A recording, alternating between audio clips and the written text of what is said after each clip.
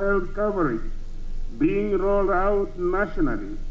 With less than 7 months to the general elections, President Uhuru Kenyatta has dismissed claims by leaders allied to Kenya Kwanza Alliance that he is fronting ODM leader Raila Odinga for the top seat. Mimi sina project ya mtu mimi, lakini nitaangalia hata mimi kura yangu sitaweka pahali ya mtu mimi nitaamini. Na kama kuna mtu mmoja ama wawili watanisikiza, nitawaambia mimi uoni wangu ni hivi. Tunaona hiyo? Ngoja, Mosmos.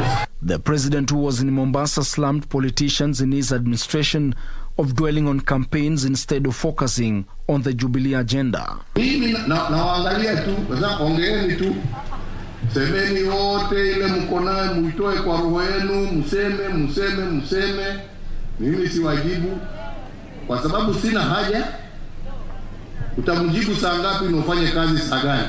Chama chetu cha Jubilee kimekuwa kazini, na mimi sitachoka kuzunguka kuonesha Wakenya kazi ambayo tumefanya, na mimi sitachoka kuambia Wakenya chagueni hii chama yetu, mnaona hii chama yetu inafanya kazi, na tunataka kuungana na wengine kama wakina Joho na wale wengine ambao wanataka kazi, na ndio shughuli ziendelee. While responding to his political critics for continuously faulting his administration over poor performance, the head of state said time for politics is officially on, and he was now ready to take them on.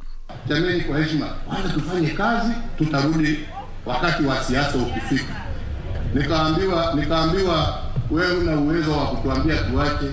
Nikasema sasa hii mambo ya kutangatanga, wacha sisi tutangatange. Nikasema basi wala sasa kipindi ya siasa imekuja na mtatusikia. Wale ambao wametangulia na wale ambao tunaingia. Na niliambia watu hii ni marathon. President Kenyatta's sentiments were echoed by leaders, including Mombasa Governor Hassan Joho, who lauded the president for fostering peace, fulfilling key government promises, including infrastructure and quality healthcare services to its citizens. But we know the truth. Pale tulipotoka na pale tulipo sasa. Na hayo yote yasingeweza kukamilishwa kama hatukuwa na ushirikiano wa kufanya kazi pamoja, and understanding the needs and the demands of our people. We must amend and revisit this constitution. Uhuru is not retiring like other presidents ambao wanaenda kuretire na wanakuwa wazee. He will remain somewhere as a spokesperson. Mgala tumuue, lakini haki yake tumpeni. Na mimi najua Mheshimiwa Rais, katika kipindi cha kwanza, kama usingekuwa na vidudu mtu, ungekuwa umetenda maajabu kama yale unayoyatenda sasa. Tuangalieni Nairobi, infrastructure, mabarabara. Nairobi imekuwa kama Dubai in terms of infrastructure. There you have it. That was yesterday in Mombasa. Good morning. It's now time for People and Politics, and we are going to be discussing that. The president hitting out at his deputy, saying that, it's time for politics right now and let the game begin. And before we begin the game here in studio, let me introduce the team. I have got Dr. Rotich, who is our political analyst, as well as Daniel Orogo. They have disappeared. They will tell us later on into the program why they decided to disappear. Yeah? Thank you so much, Oloo. Good morning. Morning to you. I'm here, and I'm here to stay. You are here to stay. I like that. And Orogo, will you disappear? I was, we had 1 month of Africa Cup of Nations, and there's so much that was going on. Even as we're watching that political parties and everywhere. So there's much that is going on within the political cycle. Okay. But it's good to be here and appreciate the development that is here. Absolutely. Yes. Thank you so much. So let the game begin. The president said that the Jubilee just took a small holiday. It's not yet dead, but we are here again. What do you make of that statement, Daktari, to start with you, where the president said that, you know what, we have to do it right now. It's time for politics. I think, Oloo, if you can remember the many times the head of state has been telling Kenyans that it is time to work and not politic. Now he's informing the Kenyans that it is now time for politics. Because I think he was referring the team that is led by His Excellency the Deputy President, yes, that they started campaign early. And then by the time when he was telling Kenyans it is time to work, it's time to deliver on the deliver on the pledges that they made to this country, and then the other team were busy. They started the campaign early. Yes. So as part of what the head of state said is that now that we are now embarking on real politics, this is the time to politic. And he has opened up the boundaries for politics, because he never uttered only about politics or the beginning of politics. He also said that he'll take side. Because he emphasized on having one vote like any other Kenyan. Yes. And that when the time comes for voting, he will vote for his preferent, whether he's or the two, whatever. He said he's like every Kenyan having a single vote. I think what His Excellency basically came out very clearly is that he's going to support Right Honorable Raila Odinga in the coming election, because he mentioned that we shall be a team of like Akina Joho. Joho is the deputy chairman, the chairman of the ODM. And in this case, in that note, he was referring to Right Honorable Raila Odinga, that he's going to join up with him.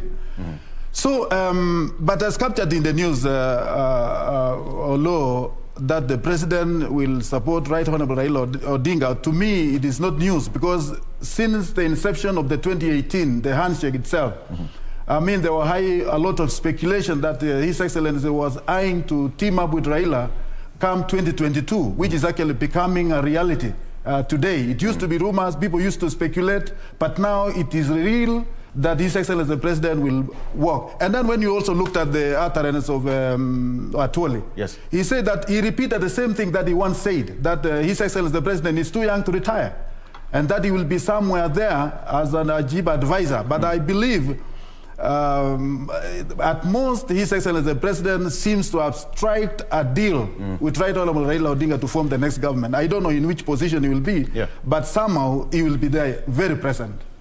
Daniel, the game is on. Yeah, and there is a Hansa Bernacle right now. Exactly. That the battle lines are drawn, and there is no jittering around. It's what it is as we speak. That all political axis is taking a direction on where they would want to be in the campaigns and after the campaigns, yes, whether form government or be in opposition politics. Let me also recap on what you've just mentioned. That the president, equivocally said, it's time that we have been working, but it's now time to politic. 6 months down to elections, we are still seeing that indeed the country is gearing to politics. Yesterday marked the deadline of resignation of public servants and state officers who are occupying, their respective public offices. I haven't yet seen, because that was expected, that would be a mass resignation of public servants and state officers and heads of corporations and chairmen, all these people who are serving in these offices. I haven't really seen it. So it's something that I'm still yearning for, to see who is resigning, to run for a political office. But that be it said and done, I begin in that direction by saying that particular amendment or that particular law is very, very, unfair to some people. Because as you are expected to resign from a from a state office, Article 43(5) of the Elections Act mentions those who are supposed to resign. And it's saying that they are, public servants, CS, PS, and CAS who are supposed to resign from public office by yesterday. Then it exonerates, the sitting incumbent members of parliament. It exonerates the members of parliament, the MCAs, the senators. So why I begin by criticizing this law?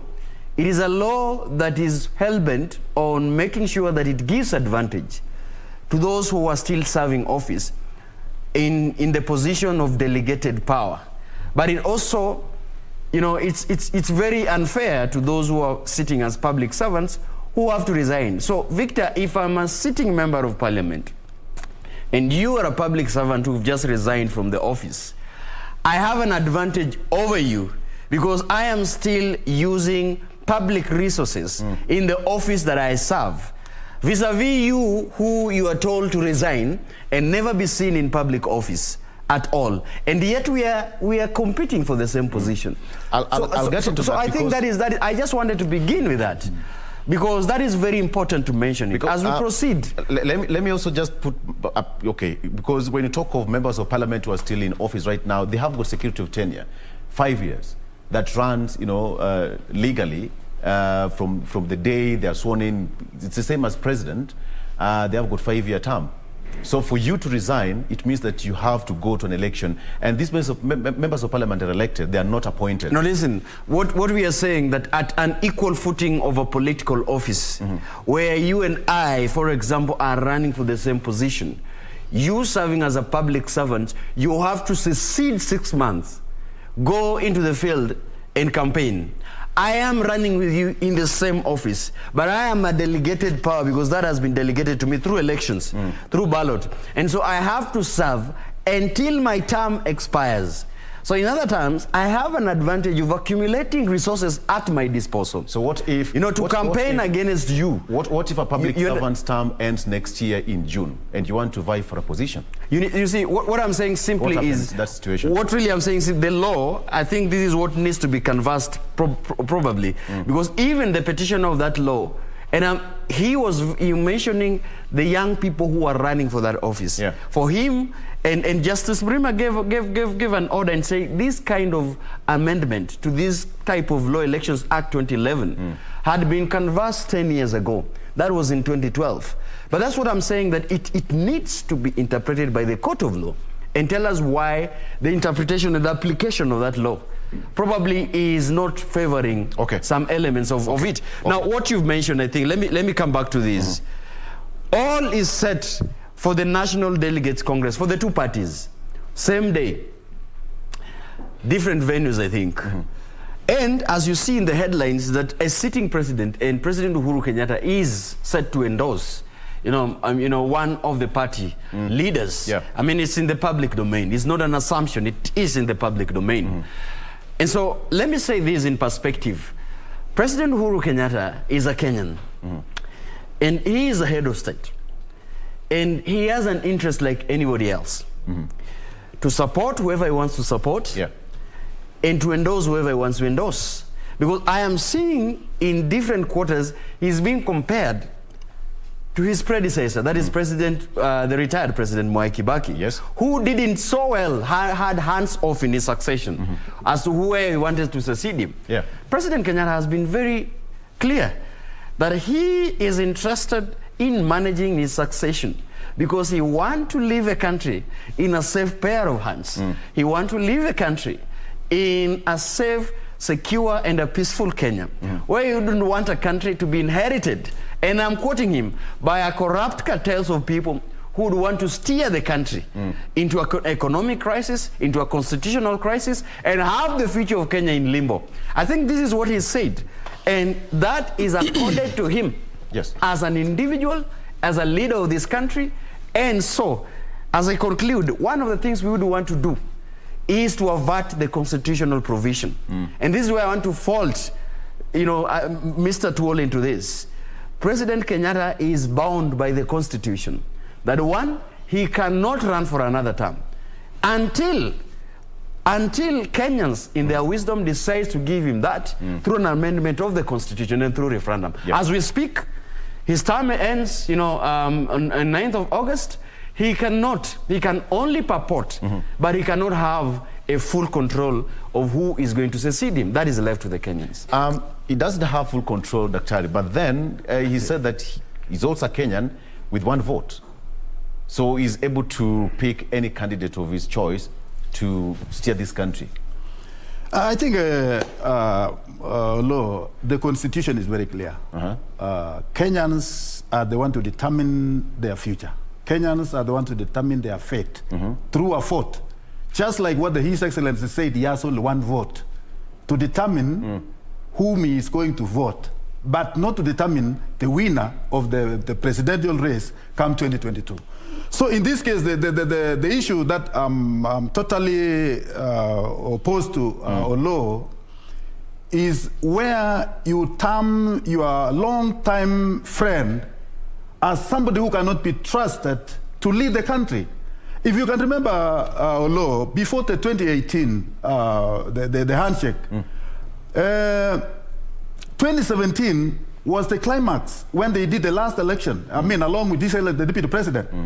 So they had the first term together, they had the second term together. Now, after the election of the 2017, my friend, what is it that it changed the mindset of His Excellency the President to view his successor to be the deputy president as somebody who could not be worth to lead the country? Okay. I mean, these are some of the things that we are asking today. We are longing to know, even today, the Kenyans would wish to see or to know what really transpired, what really changed the mindset of His Excellency the President after kumi yake, kumi Ruto. I mean, I think Kenyans are waiting to know what really happened. Was it personal? Was it a public, or is it because of public interest or a personal interest? Those are some of the big questions. A big question that the Kenyans would expect to hear from His Excellency as he embarked now on his campaign trail. Because he said, very soon you will see me in the campaign trail.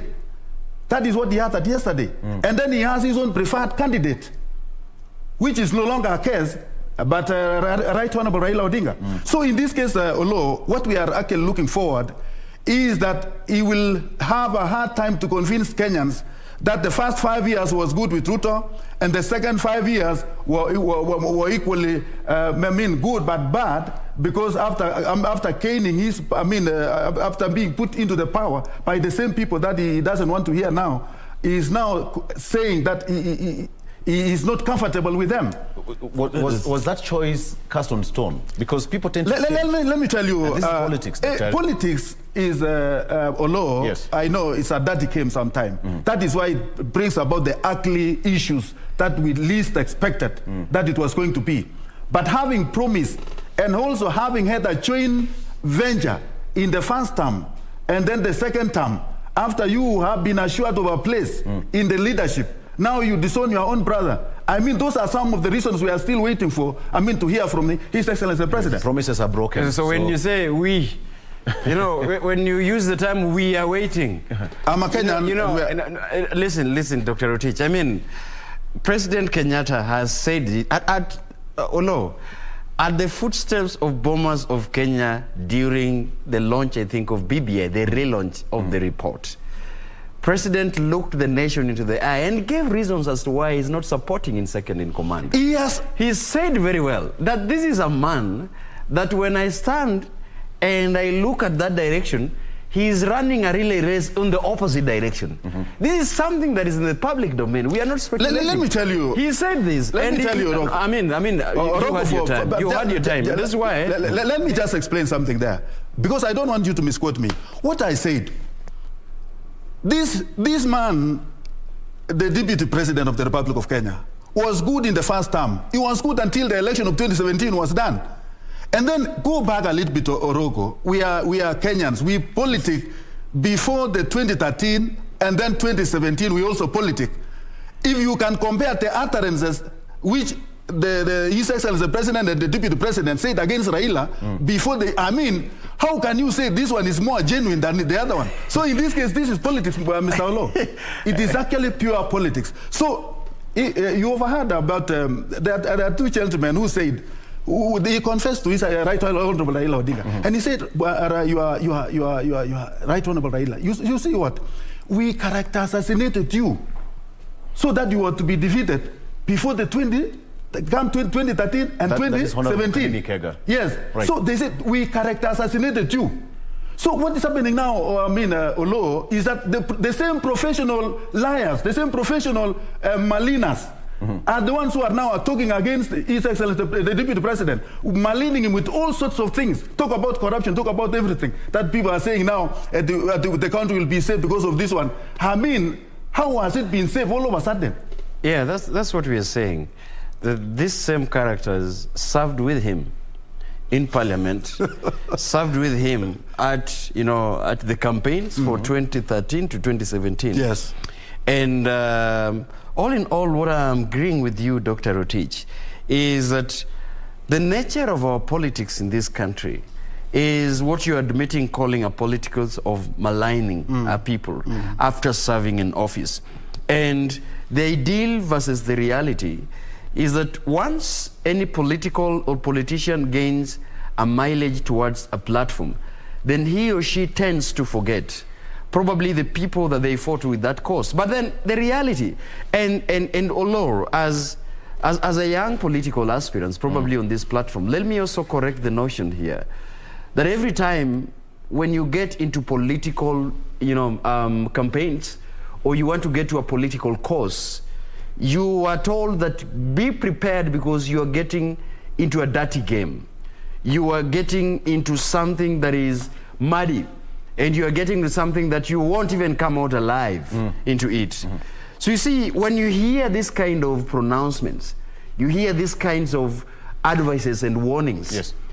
As a person who is gearing to making change and becoming a transformative leader, you really wonder if you can wade into this kind of course and probably deliver and win an election that is credible, free and fair.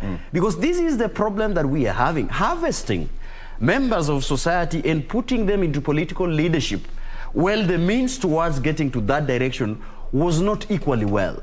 So, Dr. Rotich, and you can see from his facial expression, is a victim of circumstances of what he's saying today. I'm not. And you see, complaining and saying that, you see, we as Kenyans, and probably we, that is why I asked Dr. Rotich, who is we? People understanding that, we put these guys into position, and we are waiting for His Excellency to explain as to why the second in command is no longer his favorite. I think that is what Dr. Rotich is saying, but also confirming that indeed the circumstances under which this dynamic duo before they came up together was solidly not in a foundation of democracy, not on a foundation of respect to internal party constitution of Jubilee Party. It was a marriage of convenience. And probably that is what we are seeing, including what just happened in Bomas recently. If you're seeing the circumstances of coalition building, you're seeing the circumstances of bringing people on board, it's purely based on that the other end must be dealt with a blow. It's not really safeguarding the interest of Kenyans as well. Okay, let me ask you a simple question before we go on a break. Human beings, we're allowed to make our changes, to change our minds, right?